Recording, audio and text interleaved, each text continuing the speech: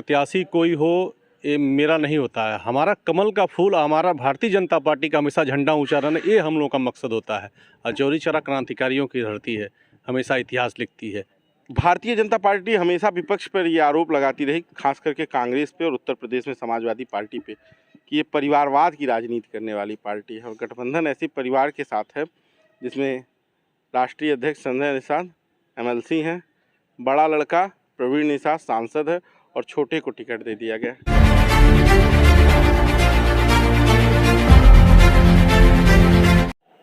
नमस्कार, बेधड़क-न्यूज़.com देख रहे हैं आप। मैं हूं आपके साथ शशांक।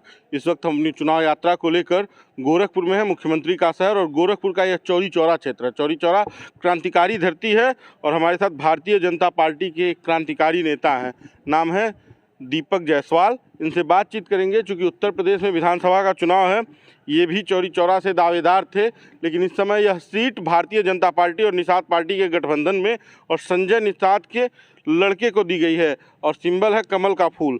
बातचीत करते हैं और देखते हैं कि क्या नतीजे और क्या स्थिति है चौरी चौरा की। स्वागत है आपका हमारे चैनल में। जी, आपको नमस्कार। बेधड़क न्यूज़ को जितने सब्सक्राइबर हैं उनको मेरा नमस्कार।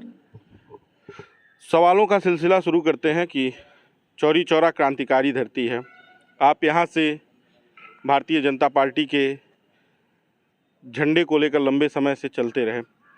टिकट का समय आया तो ये सीट गठबंधन में चली गई और गठबंधन में भारतीय जनता पार्टी के सिंबल पे दूसरी पार्टी के राष्ट्रीय अध्यक्ष के लड़के चुनाव लड़ रहे हैं। इसे कैसे देखते हैं आप? नहीं, देखिए, प्रत्याशी कोई हो ये मेरा नहीं होता है। हमारा कमल का फूल, हमारा भारतीय जनता पार्टी का हमेशा झंडा ऊंचा रहना, ये हम लोगों का मकसद होता है। और चौरी चौरा क्रांतिकारियों की धरती है, हमेशा इतिहास लिखती है। इस बार इतिहास लिखेगी?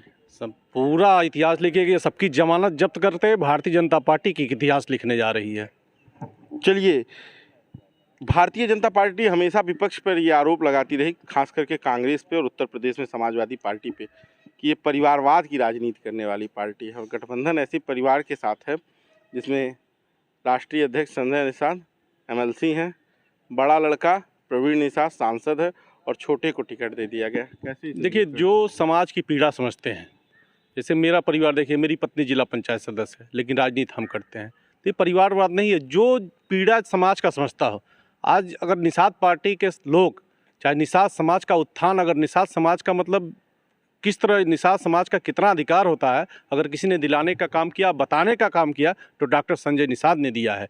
एक समाज का अपने उत्थान किए हैं, एक समाज को अपने अग्रणी भूमिका में ला के दिए कि हमारा समाज भी एक, पहले क्या होता था, पहले 2 ही 3 परिवार होता था जो पूरा राजनीति में सक्रिय रहता था, वही उनकी पार्टी थी, वही उनका परिवार था। लेकिन निषाद पार्टी आज भारतीय जनता पार्टी के साथ गठबंधन की भूमिका में, तो इसलिए हम परिवार को आज नहीं संज्ञा देंगे। वो हमारे वहाँ से एक ही जगह से नहीं है, वो अलग अलग पूरे प्रदेश में उनका मजबूत स्थिति में है, इसलिए हम इसको परिवारवाद के रूप में नहीं देखते हैं। वो इंजीनियर थे, श्रवण निषाद इंजीनियर थे, लेकिन उनको लगा कि समाज के जो हैं निचले तबके के हैं लोग, आते हैं वोट लेके चले जाते हैं, झूठे वादे करके चले जाते हैं। देखिए, भगदड़ मची थी कितनी तगड़ी। अगर परिवारवाद की सोच रही होती, चाहे अपना व्यक्तिगत लाभ हुआ होता, तो ये भी भारतीय जनता पार्टी छोड़ के जो भगदड़ मची उसमें चले गए होते। लेकिन इन्होंने राष्ट्रवाद का संभाला, राष्ट्रवाद के पक्ष में खड़ा होकर मजबूती से साथ खड़ा हुआ, इसलिए मैं इसको परिवारवाद नहीं मानता। आप चौरी चौरा में लंबे समय से राजनीति कर रहे हैं, चौरी चौरा के क्या मुद्दे हैं जिन पर चौरी चौरा का चुनाव लड़ा जा रहा है? चौरी चौरा सबसे बड़ा एक विकास का मुद्दा है। इसके पहले जो हमारे प्रत्याशी, चाहे जो कह दीजिए जो विधायक, स्थानीय विधायक रहे हैं, कहीं न कहीं उनकी कमी थी। कमी के नाते भारतीय जनता पार्टी बिना पल गंवाए वहाँ बदल कर दूसरे प्रत्याशी को दे दी। तो इसलिए मैं जानता हूँ कि मैं, और सबसे बड़ी बात देख लीजिए, चौरी चौरा को अगर विश्व पटल पे अगर लाने का कोई काम किया, तो चौरी चौरा को पहले वो सिर्फ किताबों में पढ़ा करते थे, लेकिन चौरी चौरा को किसी ने विश्व पटल पे लाने का काम किया तो पूज्य महाराज जी ने किया है। इसलिए चौरी चौरा के बहुत अच्छे तरीके से विकास होने जा रहा है। ये क्या मुद्दे हैं, मैं यही जानना चाहता हूँ। देखिए, एक तो सवाल तो का आपने जवाब दे दिया कि आपके पुराने प्रत्याशी, जो पुराने विधायक थे, वो निकम्मे थे, इसलिए उन्हें बदल। नहीं, मैं अपने शब्दों में कह रहा हूँ कि वो निकम्मे थे, वो काम नहीं करते। जनता के बीच बड़ा आक्रोश था, तो जनता उनको पसंद नहीं करती, तो भारतीय जनता पार्टी ने अपने लाभ के लिए तो उन्हें बदल दिया। नहीं, लेकिन भारतीय जनता पार्टी सीधे मकसद होता है कि हम राष्ट्रवाद में हैं, और भारतीय जनता पार्टी जितना काम कर रही है, कोई पार्टी काम करती है क्या? सीट जिताने के लिए बदल दिया कि चलिए ठीक है, यहाँ से लोग जाएंगे, यहाँ का विकास होगा। ठीक, तो इस मुद्दे पे बदल दिया गया। अब मुद्दे क्या, चूंकि आप यहाँ की ज़मीनी राजनीति से जुड़े हुए हैं, जितना मैंने आपके बारे में रिसर्च किया उसमें यह है कि आप ज़मीनी राजनीति करते रहे, कोरोना के टाइम, उसके पहले बाढ़ के समय। यहाँ के क्या मुद्दे हैं जिन पे ये चुनाव लड़ा जा रहा है? नहीं, यहाँ का सबसे प्रमुख मुद्दा था बाढ़ का, जो पूज्य महाराज जी की नज़र में पहले से था। उन्होंने बाढ़ के लिए फिर नए सिरे से जितनी नदियाँ थीं उनको सुचारू रूप से उनके रास्ता मुड़वाने का काम किया, बंधों का उच्चीकरण करने का काम किया। अब लगभग बाढ़ की समस्या हमारे वहाँ ख़त्म होने के कगार पे है।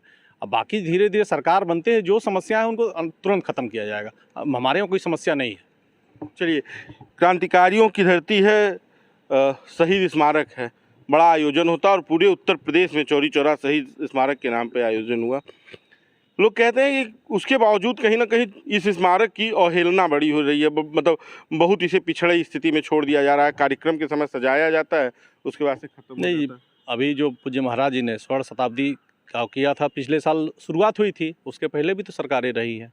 कौन पूछता था चौरी चौरा को, कौन सा स्मारक का ख्याल करता था? लेकिन जब पूज्य महाराज जी की जब स्वर्ण शताब्दी का अवसर आया, तब पूज्य महाराज जी ने चौरी चौरा महोत्सव, मतलब समझ लिए कि भव्य महोत्सव जिसको कह लिया जाए, उन्होंने कराया था। मुझे पता है वो। अभी आ गया कि चुनाव का बेला चल रहा है ना, स्वर्ण शताब्दी महोत्सव में प्रधानमंत्री जी भी आने वाले थे। इसलिए आने वाले जब चुनाव खत्म हो जाएंगे, जब निकट वर्ष 101 वर्ष पूरे हो जाएंगे, तो एक फिर भव्य तरीके से चौरी चौरा तो ऐतिहासिक पन्नों में दर्ज है, उसको पहचान की क्या ज़रूरत है? आप तो खुद पढ़े लिखे हैं, आप हाई स्कूल के विषयों में पढ़ाया जाता है। चलिए, अंतिम सवाल, किस मुद्दे पर माने, क्योंकि आप तो बड़ा परिश्रम कर रहे थे, विधानसभा जाने की पूरी तैयारी थी, क्या वादा किया गया संगठन से कि इसके बाद आपके लिए ये है? नहीं, हम लोगों की तरफ से कोई वादा नहीं। हम सिर्फ भारतीय जनता पार्टी के झंडे को देखते हैं। हम उस दल के साथ विगत 22 वर्षों से हैं। हम लोग का लंबा चौड़ा इतिहास है, हम संघर्ष करके यहाँ इस जगह पे मुकाम पाए हैं, तो इसलिए हम लोग सिर्फ झंडे के लिए संघर्ष करते हैं कि हमारा झंडा कैसे ऊंचा रहे। आप प्रत्याशी कोई हो, ये मुझे फ़र्क नहीं पड़ता है। अगर मुझको मिलता तो सारे लोग लगते हैं, मुझको नहीं मिला तो हम उसके लिए लड़ें जिसको भारतीय जनता पार्टी ने प्रत्याशी बनाकर भेजा है। चलिए, हमसे बातचीत करने के लिए धन्यवाद। तो ये थे हमारे साथ दीपक जायसवाल, जो भारतीय जनता पार्टी के वरिष्ठ नेता हैं। बाकी का बेधड़कन्यूज़.com आप देखते रहिए। आपको यह वीडियो कैसा लगा हमें कमेंट बॉक्स में बताइएगा। अगर आपको यह वीडियो अच्छा लगे तो इस वीडियो को शेयर कीजिएगा। अगर यह वीडियो यूट्यूब पर देख रहे हैं तो हमारे चैनल को सब्सक्राइब कीजिएगा। फेसबुक पर देख रहे हैं तो हमारे पेज को लाइक कीजिएगा। धन्यवाद।